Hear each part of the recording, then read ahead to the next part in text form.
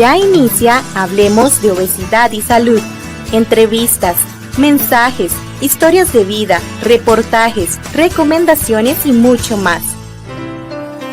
Póngase cómodo. Ya iniciamos.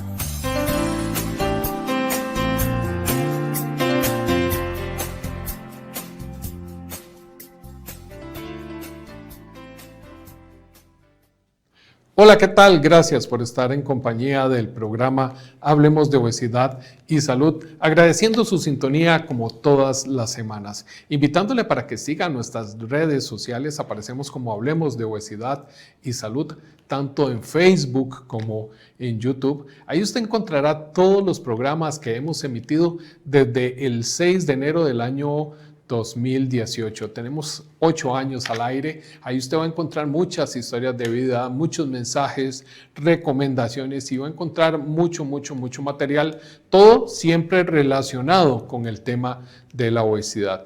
También recordándole que el programa Hablemos de Obesidad y Salud es un programa de la Asociación Lucha contra la Obesidad, ALCO, miembro activo de la Federación Mundial de la Obesidad. También este programa llega a usted por aporte y respaldo de la compañía Novo Nordisk. Ahora vamos a dejarlos con un pequeño mensaje del Ministerio de Salud y en breve estamos de regreso.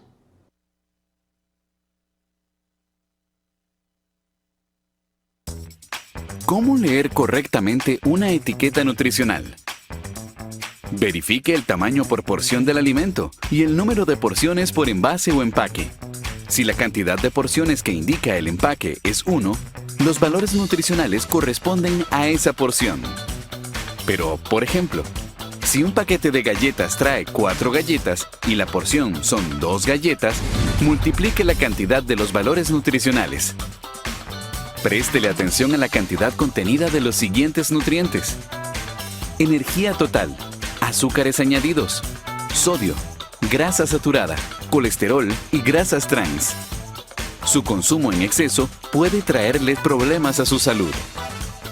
Disminuya o, si lo prefiere, evite el consumo de productos empacados que tengan dentro de sus primeros 3 ingredientes alguno de estos componentes: azúcar, grasas, sal, jarabes de maíz, sacarosa, dextrosa. Lea etiquetas y gane salud.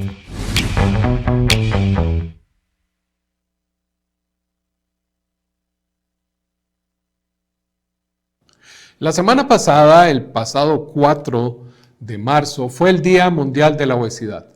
Para este día salió el Atlas Mundial de la Obesidad, donde Costa Rica sale con números muy alarmantes, como podemos ver en pantalla. Para este atlas se dice que hay 115,000 niños entre los 5 y 9 años con sobrepeso u obesidad. También hay 255,000 jóvenes entre los 10 y 19 años con sobrepeso u obesidad. Adriana estuvo conversando con el Dr. Wong de la Caja Costarricense del Seguro Social sobre este tema, de cómo abordarlo y qué se va a hacer, cómo está trabajando la institución después del decreto emitido el año pasado donde declara la obesidad como una enfermedad crónica de interés público. Bueno, ¿qué dijo el doctor Wong? Veamos. Más bien, gracias por la invitación. Siempre es un gusto, un placer hablar de este tema tan importante, tan relevante y que justamente en incremento desde las últimas décadas. Hablemos directamente del decreto número 44780-S, que reconoce oficialmente la obesidad como una enfermedad crónica. ¿Qué cambios concretos ya se perciben en el diagnóstico, en el tratamiento y en las rutas de atención a partir del decreto, doctor? Es algo muy importante, esta declaratoria que hoy en día se tiene, y de generar que la obesidad hoy en día es una entidad que existe, es una entidad que realmente requiere de la atención no solamente de los sistemas de salud, sino también del nivel individual y comunitario, y que justamente debemos de reconocer esto como un verdadero problema y ahora también reconocido oficialmente por este decreto. Este decreto entonces ha llevado a que justamente traer al plano de discusión y de análisis de los puntos para abordar las enfermedades crónicas no transmisibles, fundamentalmente del índole metabólico, que son las principales que la obesidad va a generar sus principales efectos, al plano entonces de ver la obesidad como uno de los elementos sustantivos que tiene que ser abordado a nivel de la prestación de los servicios de salud. Y hoy en día, entonces, la obesidad sabemos de que es ese enorme impulsor hacia las enfermedades crónicas no transmisibles en una tendencia creciente desde las últimas prácticamente 2 décadas que Costa Rica ha venido teniendo.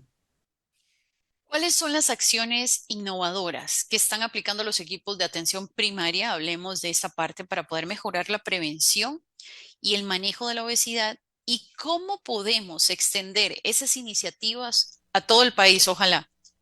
Claro, eso es algo sumamente importante. Y en el tema de enfermedades crónicas no transmisibles, en donde también se incluye, por supuesto, la obesidad, vamos a tener de que las autoridades de la Caja Costarricense de Seguro Social y en una iniciativa liderada desde la gerencia médica, aprobó en noviembre del año pasado, del 2025, la estrategia de optimización del primer nivel de atención. ¿Y qué significa exactamente esto?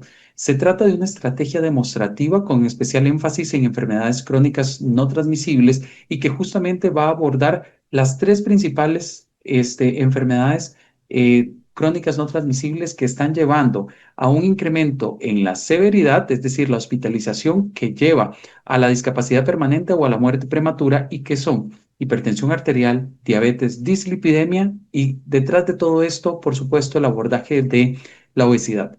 Pero justamente en el concepto más amplio de abordaje, podemos llegar a decir de que se trata de una estrategia realmente integral, desde el punto de vista de que no estamos viendo la estrategia únicamente desde el momento del proceso de atención en adelante, el proceso de atención en salud en adelante, sino de que contempla un reforzamiento de forma considerable y sustantiva a las actividades de promoción de la salud y prevención de la enfermedad. Y es aquí en donde justamente las articulaciones ahora con la Escuela de Salud Pública de la Universidad de Costa Rica han venido a generar un insumo importante en las estrategias que se llegan o que se pretenden llegar a tener para esta estrategia de optimización que comienza en una fase demostrativa en 15 áreas de salud el 1 de julio del 2026 y que justamente a finales del 2027 tiene una fase de evaluación para poder evaluar su escalabilidad a las otras áreas de salud para contemplar, por supuesto, este modelo de mejora en la atención y, por supuesto, fortalecimiento en la prestación de servicios de salud a nivel institucional. Si pudo ver hoy el Atlas 2026 que habla de específicamente a nivel mundial, digamos el Atlas de obesidad, enfoquémonos en Costa Rica y es que en términos de resultados recientes, ¿qué avances destacan en la prevención, en el control de la obesidad dentro del primer nivel de atención? ¿Y qué experiencia exitosa, doctor, vale replicar a nivel nacional? Esto es algo sumamente importante, que podemos nosotros visualizar que lamentablemente los números que hoy en día el Atlas nos presenta nos demuestra un escenario que no está a nuestro favor y podemos ver en población desde poblaciones muy, muy jóvenes, ya se ve esta principal afectación que podemos nosotros visualizar con estas condiciones. Sin embargo, vamos a ver que qué es lo que hemos hecho desde estos abordajes, es que justamente es un replanteamiento porque necesitamos valorar de que la partida la vamos perdiendo. Es una partida en donde justamente diversos componentes obesogénicos, podríamos llegar a decir de que están ejerciendo una mayor presión sobre las actividades preventivas y de promoción de la salud que hoy en día se están haciendo en el primer nivel de atención. Y es por eso que viene entonces la reformulación de esta estrategia de optimización del primer nivel de atención, en donde justamente estamos volviendo a la esencia que sostiene el sistema de salud de la prestación de servicios de salud a nivel de la Caja Costarricense de Seguro Social, que es darle una mayor capacidad resolutiva, diagnóstica y de, por supuesto, de intervención a nivel de prevención, promoción y de atención al primer nivel de atención. Hemos, lamentablemente, tenido una enorme influencia de múltiples aristas y estas aristas todas con características obesogénicas. Podríamos citar, por ejemplo, la comida ultraprocesada. Podríamos ver la reducción de la actividad física en todos los ámbitos de la población, en donde justamente tal vez podemos ver un repunte importante en algunos grupos poblacionales, pero lamentablemente podemos también visualizar que aspectos económicos, inclusive hasta la seguridad del país, influyen directamente sobre la obesidad de la población. Porque no hago actividad física por el temor a que me puedan asaltar. No hago actividad física porque ahora tengo que tener un trabajo adicional que no me da el tiempo para esto. O no hago, o no tengo una dieta saludable porque justamente el consumo de carbohidratos de manera desbalanceada es muchísimo más económico que el consumo de una dieta saludable y equilibrada. Y evidentemente, este último comentario es un comentario que podríamos llegar a decir es relativo en un país como el nuestro, altamente agrícola, y que podríamos llegar a tener una dieta más balanceada. Pero sabemos de que, vuelvo al mismo punto, perdemos la batalla en el mensaje, en el concepto que la población en este momento está realmente llevando a la práctica. Entonces, desde este punto de vista, la estrategia de fortalecimiento es el giro que se quiere dar hacia esta situación particular. Ujú. En relación al acceso que tienen los pacientes que viven con obesidad en nuestro país y el acceso que hay a las diferentes terapias farmacológicas, quisimos preguntarle a don José Fernando Vizquerra. Él es el director de la Federación Centroamericana y del Caribe de Laboratorios Farmacéuticos. ¿Cómo es el acceso a las nuevas terapias que hay innovadoras en nuestro país? ¿Cómo pueden las personas o qué acceso tienen las personas a las nuevas terapias? Esto fue lo que él nos comentó.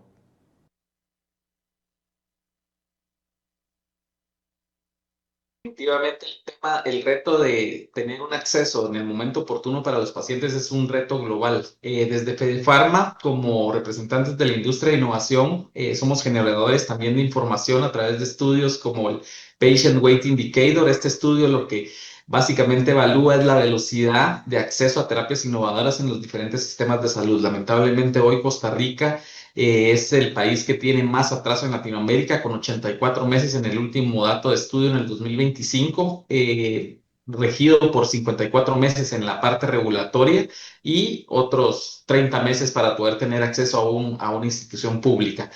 Esto trae retos importantes, sin embargo, hemos tratado de poder tener incidencia en las posibles soluciones y vemos tres aspectos específicamente en Costa Rica que podrían mejorar. El primero es fortalecer los procesos regulatorios para tener mayor agilidad en la aprobación regulatoria, tener reliance, confianza en autoridades de más alto nivel como FDA y EMA.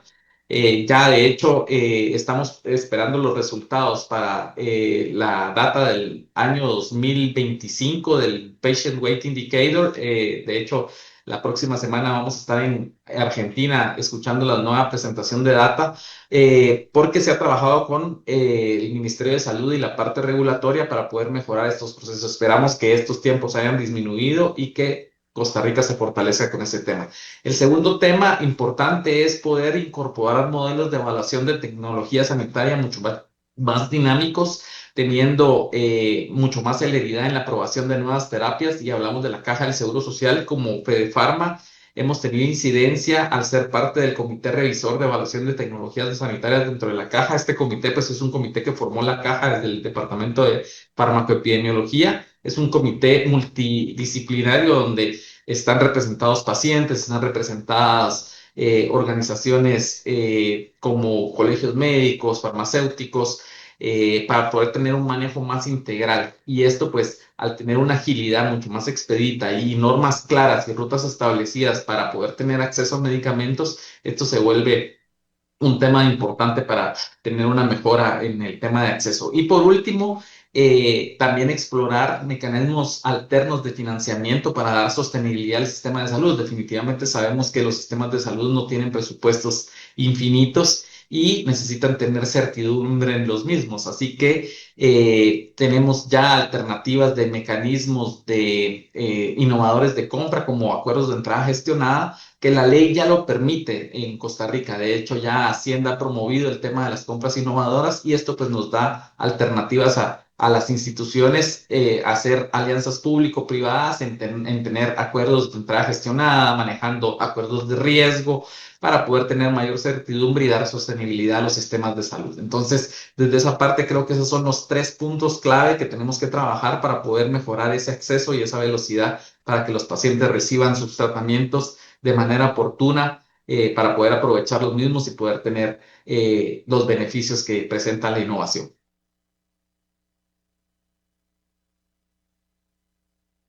La obesidad en Costa Rica no solo la vemos aquí adentro, hay entidades fuera de nuestro país que tienen muchas veces una visión un poco más panorámica de lo que nosotros vivimos en Costa Rica a nivel de números. Le quisimos preguntar al doctor Rodrigo de Antonio, él es el director del Centro de Vacunación e Investigación Cevaccin, que es de Panamá. Le preguntamos cómo podemos hacer o qué acciones debemos de tomar en nuestro país para mejorar nuestros números en cuanto a la obesidad. Él es una persona que ha investigado bastante a nivel de América Latina sobre la obesidad en diferentes países y esto fue lo que nos dijo de Costa Rica. El uso adecuado de los recursos es tal vez el aspecto que es crítico, ¿no? Entonces, la evaluación de las diferentes alternativas de promoción, prevención y tratamiento temprano e integral para la gestión de esta enfermedad es el aspecto fundamental para garantizar de que realmente pasemos de estar pensando en tener un gasto a estar invirtiendo realmente en tener una mejor salud, ¿no? Entonces, las intervenciones más efectivas sabemos que van a combinar la prevención, el manejo integral y el tratamiento temprano.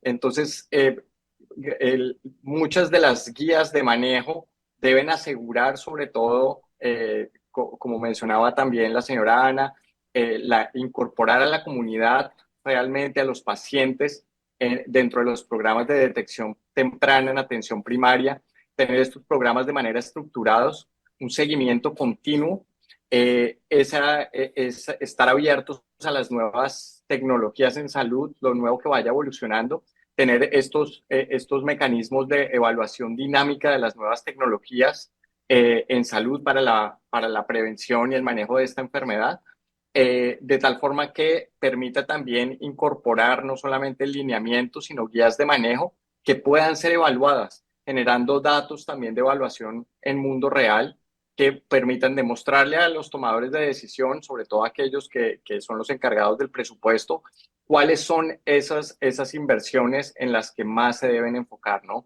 Sabemos que perder entre el 5 y el 10% del peso corporal ya reduce significativamente el riesgo de muchas de esas complicaciones, particularmente diabetes y enfermedad cardiovascular. Entonces, un uso adecuado con una gestión adecuada de esos recursos va a lograr que esta tendencia que estamos anticipando hoy permita tener pues desenlaces mejores para las personas y también para sus familias.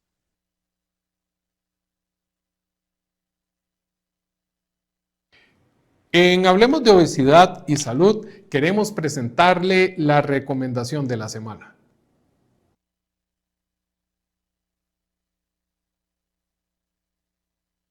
Bueno, mi nombre es Ana Ortega, yo soy copropietaria de Sweet Treats.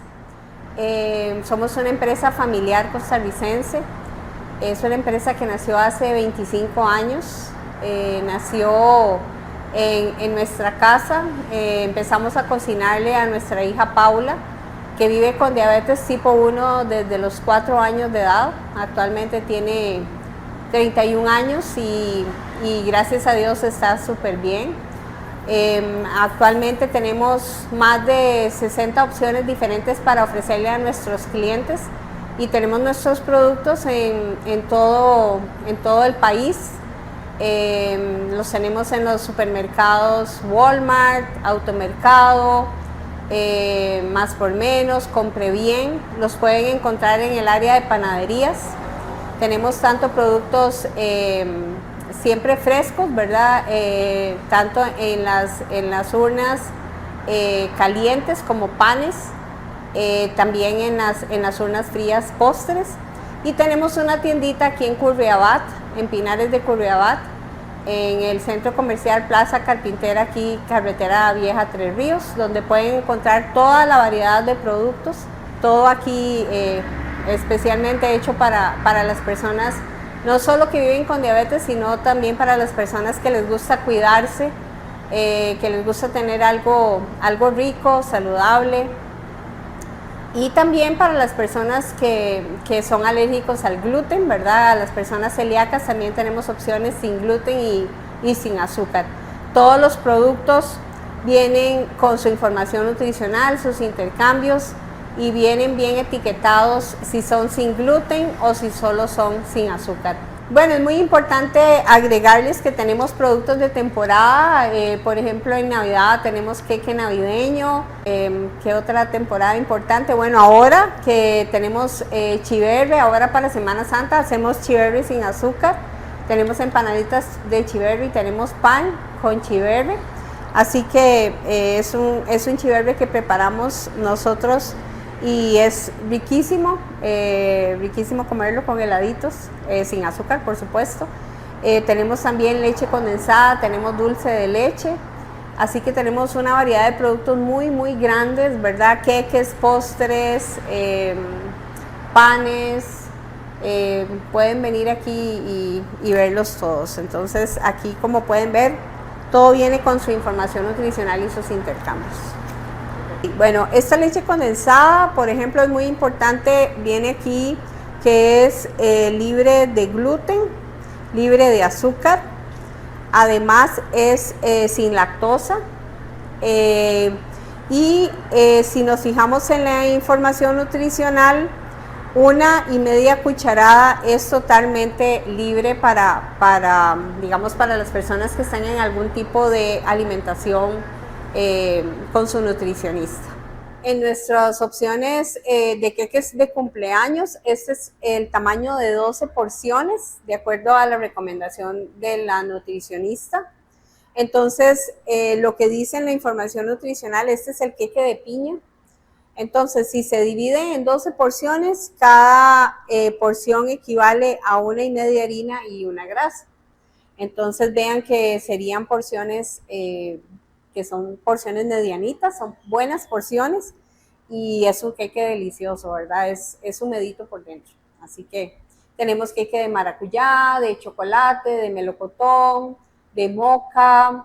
Tenemos también en la parte de las tortas sin gluten y sin azúcar, está la torta de higos, que le encanta a la gente. Tenemos de chocolate también, tenemos de moca, tenemos de chocolate con menta. Entonces tenemos una variedad grande de productos, tanto sin gluten y sin azúcar como solo sin azúcar. Así que aquí los esperamos cuando quieran venir.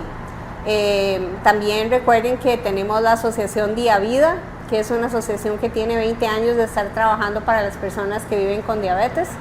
Tenemos reuniones todos los meses, pueden ver nuestra página, pueden ver también nuestras redes en Facebook, Asociación Día Vida, y en Instagram, aso.diavida. Hace unas semanas atrás presentamos el siguiente video que hizo llegar muchas preguntas a nosotros. Si usted no lo vio o no vio ese programa, este video fue el que generó muchas reacciones de parte de nuestro público.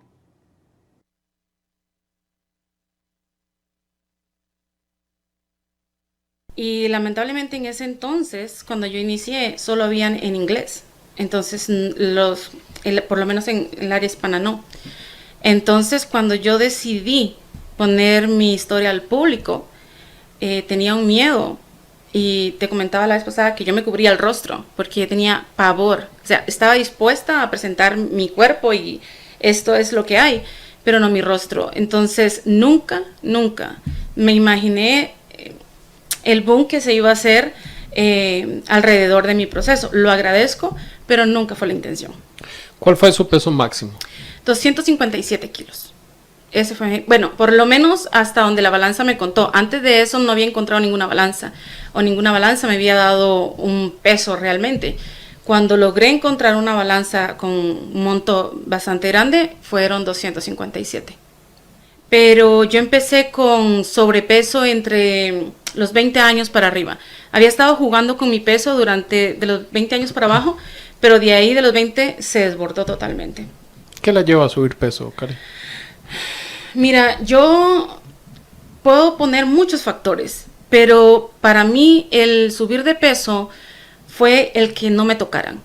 Yo fui abusada por mi papá, fui abusada por mi hermano, fui abusada por mi tío de padre de mi mamá, o sea, parte de mi mamá, y un señor que iba a la iglesia de nosotros. Y la verdad es que nunca me sentí protegida. Cuando hablé, me ignoraron totalmente. Entonces me di cuenta, lamentablemente, en ese entonces busqué apoyo, pero nunca encontré ni en mi familia, ni en vecinos, ni en nadie. Al hablar de abusos, hablamos de violaciones. Sí.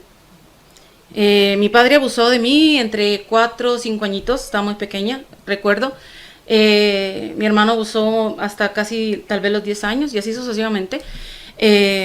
Fueron momentos muy duros, fueron momentos desgarradores para mí, porque obviamente mi papá se fue al poco tiempo. Me imagino yo que la ida de él fue que dijo, ¿sabes qué? Un día van a crecer y van a hablar, y le dio miedo quizás. Bueno, en el video que acabamos de ver, muchas personas nos hicieron llegar comentarios y preguntas, y por eso en la sección La Voz del Colegio quisimos preguntarle al Colegio de Psicólogos sobre el tema que se trató en él. La doctora Ivania Serrano, presidenta del Colegio de Psicólogos, nos atendió y comentó con nosotros lo siguiente. Hola amigos de Hablemos de Obesidad y Salud. Hoy en su sección La Voz del Colegio estamos con la licenciada Ivania Serrano, presidenta del Colegio de Profesionales en Psicología. ¿Y por qué hoy estamos aquí? A raíz de la publicación de un extracto de una entrevista que habíamos hecho hace unos años atrás sobre el cómo una persona hablaba de su vivencia y cómo su obesidad era un mecanismo de defensa para no ser atractiva a un depredador. Quisimos hacerle la consulta al colegio porque nos llegaron muchas preguntas y consultas en relación a este tema. Entonces, doña Ivania, muchas gracias por recibirnos.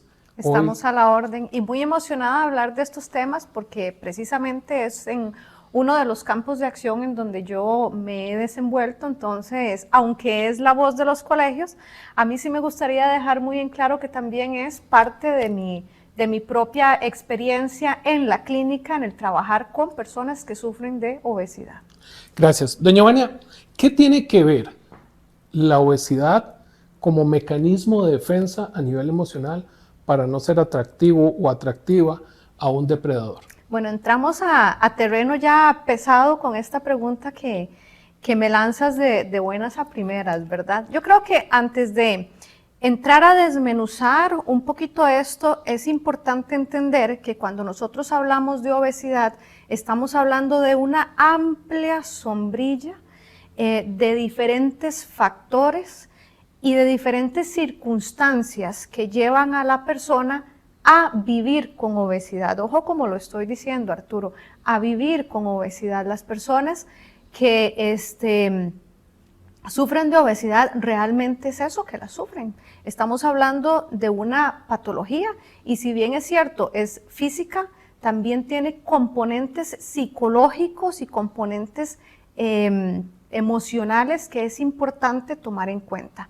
Bien lo dijiste hace un ratito, que puede ser un mecanismo de defensa cuando la persona se ve ante una circunstancia de amenaza como un depredador, ¿no?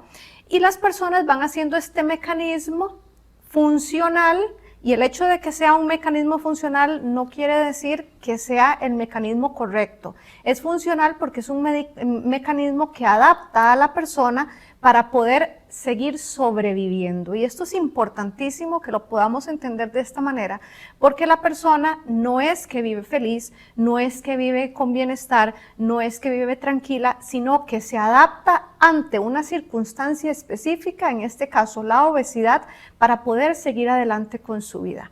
Porque le ha afectado tanto aquello que pudo haber vivido. Importante aquí, dije al principio que era multicausal, multifactorial, ¿verdad? Pero acá estamos hablando de un elemento específico que es el depredador. Imaginémonos nada más en este escenario, porque luego cuando hablamos de obesidad hay un sinfín de escenarios, como por ejemplo el ambiente obesogénico, ¿verdad? Que ya ese sería otro tema total y completamente aparte.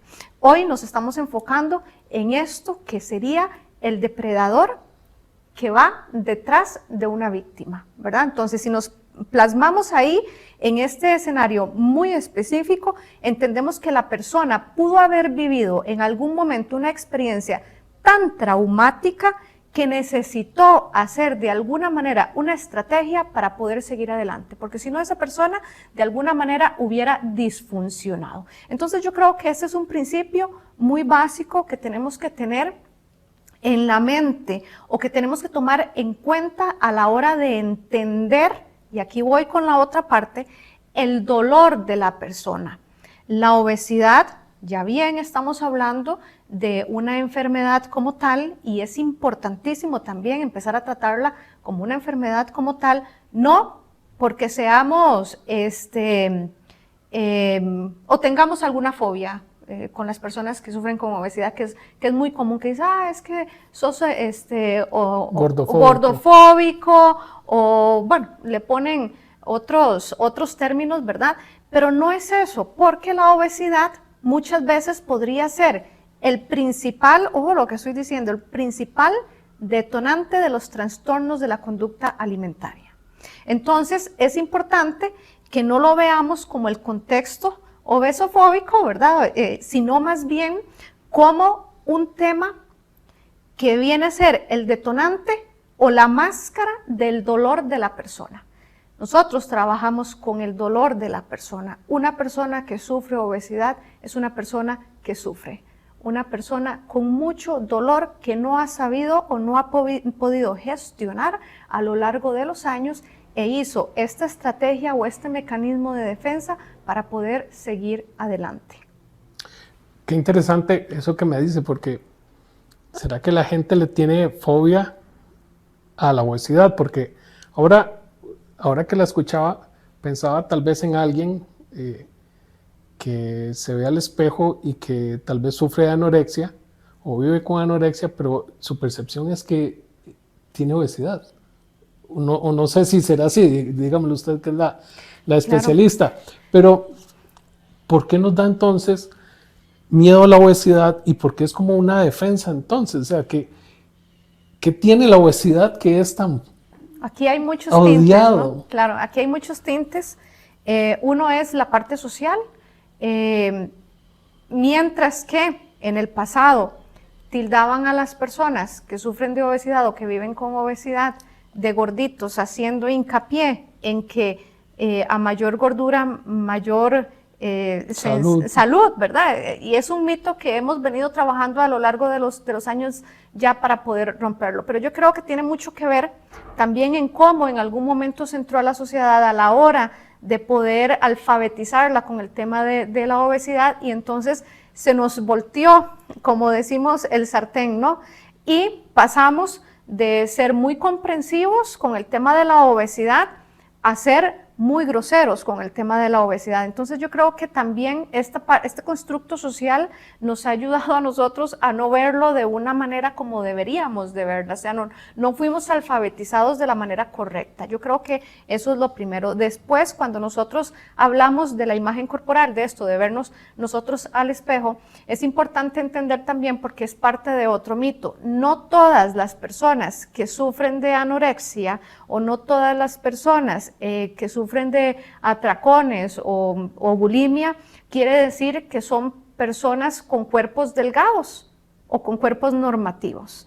Puede ser que haya personas, sí, con cuerpos delgados, normativos, esbeltos, pero también puede ser que hayan personas que viven con obesidad.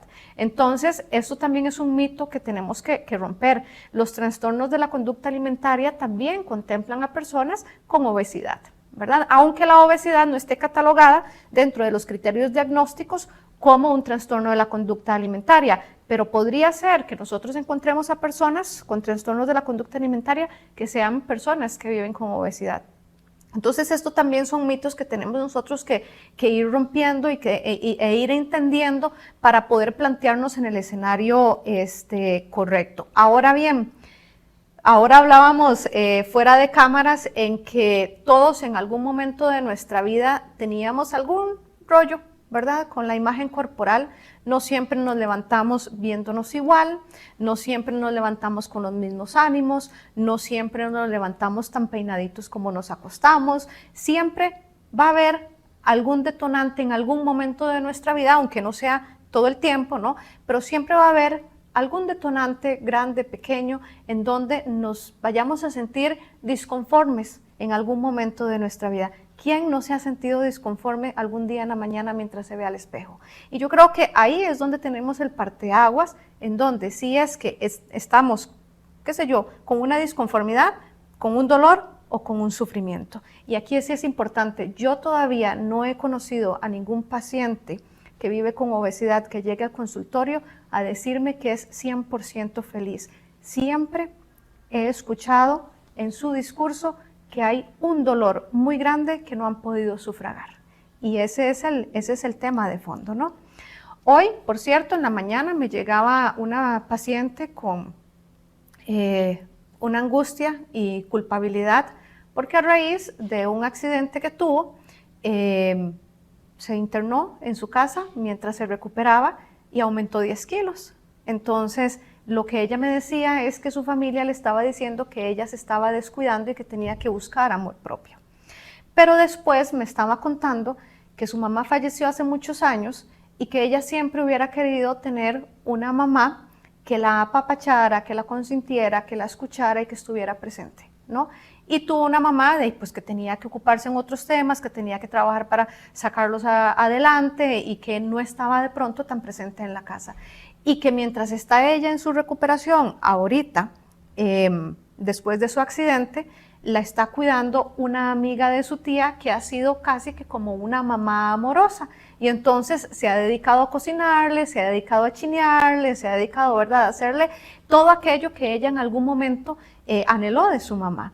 Entonces, el approach en este sentido era que de pronto era una necesidad que ella tuviera. Que si bien es cierto, no se iba a sobreadaptar sus 10 kilos de más que tenía ahorita, que sí era importante entender el por qué y el cómo estos 10 kilos de más le estaban ayudando a ella a recuperarse y la simbología, ¿verdad?, que estaba haciendo en la maternidad que estaba teniendo en este momento, aun cuando ya ella es adulta, sin llegar a patologizar, ¿verdad?, lo que estaba pasando en su vida, pero sí entendiendo el porqué o aquella necesidad que ella estaba teniendo detrás del cuidado de esta señora.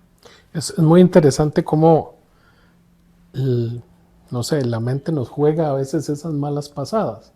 Ahora que usted hablaba de los atracones, para los que somos bariátricos, yo puedo tener un atracón con un paquete de galletas, porque mi capacidad gástrica no es igual a la de mucha gente. Entonces, yo tal vez por ansiedad me pego un atracón y es un paquete de galletas o un paquete y medio. y ya yo tengo el mismo sentimiento de tristeza, de culpa, de dolor que tiene la persona que se... Yo hace muchos años, yo le decía ahora pesaba casi 200 kilos, y yo sé lo que es comerme un entero de cantonés con refresco y papas. Y después venía el sentimiento de culpa. Con un paquete y medio de galletas, yo tengo el mismo sentimiento de culpa que hace un entero y medio de cantonés con papas y refresco. Entonces, es muy interesante cómo tal vez uno, paciente que vive con obesidad, que tal vez ya no tengo la obesidad mórbida de antes, pero es complejo cómo muchas veces la mente a uno le juega esas malas pasadas. Y por eso nosotros hacemos tanto hincapié en que las personas que viven con obesidad tienen que tener una buena salud mental y que tienen que visitar al profesional de la salud. Y entenderse. Sí, claro, porque para muchos es sobrepasar el pasado que no ha pasado. Es ese pasado que tal vez yo que conozco tantos casos después de entrevistar a decenas de personas y siempre hay un factor emocional de fondo, siempre, casi siempre es el común denominador. Cuando comenzamos con este proyecto, yo le decía a la gente que la obesidad era como un rompecabezas. Íbamos al nutricionista, poníamos una pieza. Íbamos al médico, poníamos una pieza. Íbamos al psicólogo, poníamos otra pieza. Pero al pasar los años yo entendí que realmente no es una pieza, es la base. Porque si yo aprendo a manejar mis emociones, ya la comida no me va a manejar a mí. Porque yo como paciente yo lo veo así. La comida muchas veces me maneja. Y quería devolverme, antes de que se me olvide, al caso inicial. Una señora me escribió y me decía que ella había pasado por abusos también, abusos sexuales, pero que nadie lo sabe, solo ella, que ni el esposo lo sabe. Y ella me decía, no sé cómo buscar ayuda, aún tantos años después, si todavía puedo buscar esa solución emocional, y no sé cómo vencer mi culpa, aunque han pasado más de 40 años. Claro que se puede atender. Ahí estamos hablando, ¿verdad? Quizá, de pronto, de trauma complejo.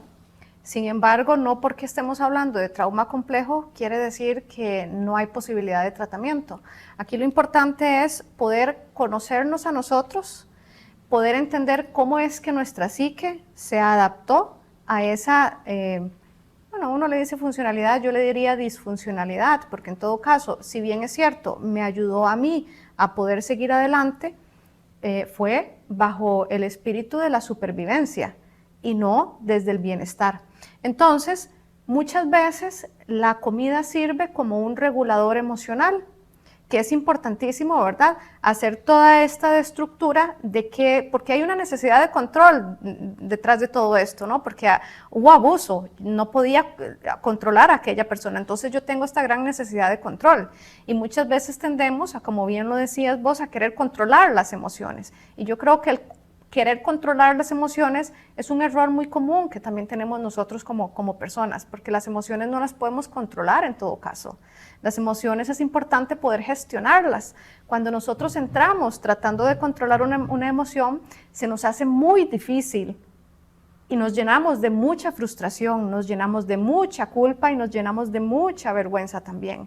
Entonces es importante poder gestionar aquella emoción. Cuando yo logro gestionar la emoción, empiezo a buscar otros elementos que me van a ayudar a mí a gestionar esa emoción como tal, otros reguladores emocionales y hacer ese intercambio. Y yo siempre lo digo desde la consulta, ¿verdad? No es quitar aquello que tanto me está molestando, sino como lo decía el profesor, como lo dice el profesor Nardone, es cabalgar con la bestia.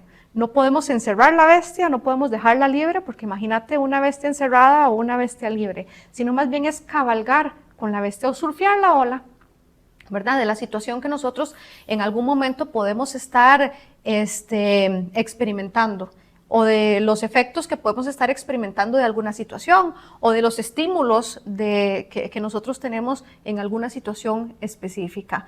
Pero la idea es, Arturo, que nosotros sepamos gestionar esas emociones. ¿Cómo? Una de las estrategias que yo también utilizo mucho terapéuticamente es haciendo el intercambio. ¿Y cómo hacemos ese intercambio? Bueno, es que todo lo que pasó en mi vida son memorias que se van instaurando en esa historia de vida, que es como una mochila que yo llevo en mis espaldas. Para yo poder cambiar algo tendría que borrar ese episodio, y de ahí no podemos borrar el episodio. Es una parte mía y es una parte que es importante dentro de la responsabilidad que tengo como ser humano, empezar a verla desde otro lugar, empezar a verla desde otra manera. ¿Cómo la obesidad me ayudó a mí en algún momento para salir adelante? Pero no solamente quedarnos ahí, sino que luego, cuando logramos entender toda la dinámica que nosotros experimentamos a lo largo de nuestros años para poder llegar a este punto de la vida, y ahora sí, ¿cómo hago yo el intercambio para poder gestionar esa emoción que me está torturando, que me ha venido torturando a lo largo del tiempo, ¿verdad? El dolor, como te decía, la culpa, como ahora la comentabas, la vergüenza, como lo sufren muchas personas, ¿verdad? Y las diferentes situaciones que pueden ser detonadores de ese trauma que la persona pueda tener, en casos de que sea por violación sexual o por agresión sexual, ¿verdad? Independientemente, las dos son muy dolorosas a nivel psíquico, y las personas pues muchas veces no saben cómo enfrentarlo y lo enfrentan desde temas como la obesidad. Pero que yo puedo ir cambiando ese regulador emocional e ir buscando reguladores emocionales, y ahora sí, muchísimo más adaptativos dentro del bienestar psíquico de la persona. Pero para esto tenemos que ser muy conscientes, poder entender y poder también validarnos a nosotros, que si yo llegué hasta, ahora lo decías, 200 kilos, fue por algo, que eso no fue gratuito, que eso va más allá de solo echarle ganas, que eso va más allá de solamente hacer una dieta, porque sí, puede ser que una persona haga una dieta y puede ser que la persona pierda 20, 30, 40 kilos, ¿verdad? Pero que al final, qué sé yo, a mediano plazo, ya yo tenga el efecto rebote o de reganancia, y entonces me sienta tan mal, vengan estas sensaciones tan abrumadoras, que entonces yo me volví a quedar ahí, ¿verdad? Porque no supe qué fue lo que yo estaba tratando de cambiar de mi historia de vida o de aquel dolor que yo había experimentado en algún momento. Entonces, aquí lo importante, y yo siempre lo digo, el 50% de poder entender qué fue lo que pasó conmigo, no desde retraumatizar a la persona, no se trata de retraumatizar a la persona, sino de entender. Si yo logro entender y si yo logro saber cómo es que mi cuerpo funciona, cómo es que mi psique funciona, entonces yo puedo hacer este cambio desde la conciencia, que siempre también lo digo. La conciencia o ser consciente no es solamente saber. La conciencia es tomar acción. ¿De qué? De que lo que yo sé que estoy haciendo es perjudicial para mi salud, entonces yo voy un paso más arriba. Que este es el bendito cambio que nosotros los psicólogos hacemos, ¿no? Cambia culpabilidad por responsabilidad, pero carajo, Arturo, a veces no sabemos. ¿Cómo le hacemos? Si nadie me explicó cómo hacer ese cambio. Claro. Bueno, la culpabilidad es quedarme ahí y seguir el ciclo, que ahorita te lo explico. La culpabilidad es seguir ahí y seguir el ciclo, pero la responsabilidad es romper este ciclo. ¿Cómo? Tomando acción. ¿Desde dónde? Desde la conciencia. El saber con el hacer. No es solamente el saber, es el saber con el hacer. El ciclo funciona de la siguiente manera. Yo me siento muy angustiado, yo necesito subir arriba al bienestar, ¿verdad? Que dentro de la teoría polivagal, nosotros le llamaríamos ventrovagal o vagoventral, como quieras llamarlo, ¿verdad? Que es la máxima seguridad y la conexión de la persona. Entonces necesitamos subir arriba, en donde nosotros nos sentimos muy bien, nos sentimos muy en bienestar, estamos, no sé, conectados con la serotonina, con la dopamina, con la noradrenalina y con todas estas sustancias que nos hacen a nosotros sentirnos en bienestar. Entonces lo buscamos, pero ¿cómo lo buscamos? Desde estímulos inmediatos. ¿Por qué? Porque es tan feo estar aquí que ya yo no quiero. Entonces, ¿cuál es la manera más rápida de apalear esta sensación tan incómoda que yo siento aquí en el dorso vagal, ¿verdad? Y que no quiero pasar tampoco por el sistema simpático, que a la larga no es tan simpático como suena, ¿verdad? Porque me genera mucha ansiedad, sino que lo apaleo como comiendo, subo arriba, pero es tan espontáneo y de alguna manera esta dopamina que generamos es tan sintética, ¿verdad? Porque está cargada de alimentos que, ¿cómo es que le dicen los nutricionistas? Ultraprocesados. Sí, pero tiene otro nombre que ahorita calorías vacías, ¿no? Entonces está tan lleno de calorías vacías, pero sabe tan rico al paladar que me sube de una manera, pero así como me subió de rápido, también me tira abajo. Entonces tengo otra vez la necesidad, porque siento mucha culpabilidad, de volver a paliar esta sensación. Entonces vuelvo a comer, vuelvo a estar arriba, vuelvo a bajar, vuelvo a sentir culpabilidad, no me gusta, la sigo apaleando, comiendo un poquito más, subo y estoy en este ciclo. Entonces aquí lo importante es poder romper este ciclo para poder seguir adelante, pero no vamos a llegar a saber cómo es que se comporta este ciclo o a internalizar cómo es que se comporta este ciclo si yo no entiendo mi historia de vida y lo que me hizo sufrir en algún momento. Entonces sí hay una solución. Romper el ciclo. Sí hay cómo hacerlo. Y ahora que la escuchaba, me acordaba de un caso de una persona que me decía que ella en una cita, el personal de salud o de salud emocional la hace recordar su factor detonante. Okay. Y ella me dice, yo lloraba y yo decía, yo no me quería acordar de eso. Ahora devuélvame como estaba, porque yo no me quería acordar de eso. Entonces, ¿cómo puede alguien salir de ahí? De ese no me quería acordar de esto, porque son esos recuerdos. Entonces, no sé si es ese romper ese ciclo, son esos recuerdos tan fuertes, tan pesados, que muchas veces las personas dicen, yo no me quiero acordar de eso, pero es ese dolor que ahí sigue estando latente. Mira cómo yo lo veo. El poder acordarnos de algo sin retraumatizar, porque eso es importantísimo y es también la gran responsabilidad que nosotros como terapéuticos deberíamos de tener, ¿verdad? Independientemente si es obesidad o cualquier otro tema, pero hoy con obesidad no es retraumatizar ni es llegar a un lugar solamente por llegar, sino para poder ver aquello desde otro sentido. Muchas veces las personas tienen miedo de acordarse de algo precisamente por el sufrimiento. No en vano hicieron estrategia fallida, ¿verdad? O toda esta estrategia de la obesidad como tal, y obviamente que hay algo que duele. Y obviamente que, como lo dije al principio, nosotros trabajamos lamentablemente con el dolor de la persona, pero trabajamos con el dolor de la persona para que no le duela más y poder de alguna manera ayudarle a esa persona para que siga su vida desde otro entorno, un entorno muchísimo más saludable emocionalmente. Pero si algo a mí me queda claro, Arturo, es que el dolor que puede sentir una persona para poder hacer esa devolución en terapia no es tan grande como el dolor que la persona ha experimentado desde hace tantos años, sin quitar y sin desmeritar el dolor que la persona está sintiendo. Pero esto es importante verlo y yo también hago de alguna manera muy simbólica la ilustración. Es como que si llegaras al hospital con una llaga. Obviamente que si te van a limpiar esa llaga, ¿qué va a pasar? Te va a doler. Va a doler. ¿Verdad? Lo mismo pasa en los procesos psicológicos. En los procesos psicoterapéuticos muchas veces duele, pero es un dolor diferente porque es un dolor para sanar. Pero también ahí necesitamos la otra parte, ¿verdad? Aquí hay una parte terapéutica que tiene que ver con nosotros, pero también hay otra parte terapéutica que tiene que ver con la persona que va a recibir la terapia.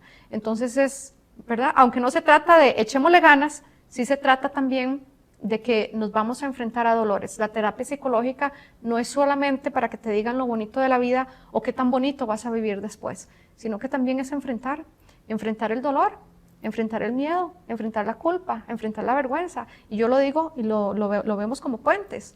Para poder llegar al otro lado del puente tenés que cruzarlo y habrá puentes que se llaman dolores, habrá puentes que se llaman culpas, habrá puentes que se llaman vergüenzas, habrá puentes que se llaman rabia, por ejemplo, y habrá puentes de diferentes nombres. Pero la idea es que nosotros podamos cruzar ese puente para poder estar del otro lado de ese puente. Doña Vania, muchas gracias. De verdad que ha sido muy enriquecedor estos minutos. Me quedo con la analogía de hay que pasar por dolor para poder sanar.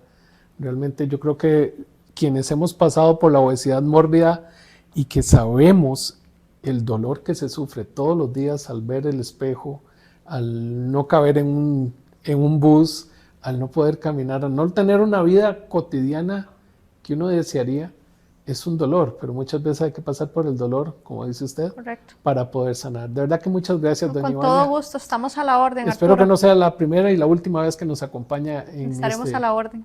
Gracias. Gracias a ustedes que nos han acompañado. Seguimos con el programa Hablemos de Obesidad y Salud. Este fue el programa Hablemos de Obesidad y Salud de esta semana. Le agradecemos haber estado con nosotros. Le invitamos a compartir nuestro programa con sus amigos y personas que usted sepa que le va a interesar saber de obesidad. Le esperamos la próxima semana con más información sobre obesidad. Que el Señor los bendiga y que tengan una gran semana.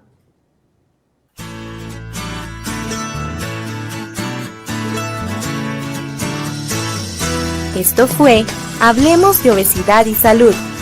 Te esperamos en nuestro próximo programa con más información.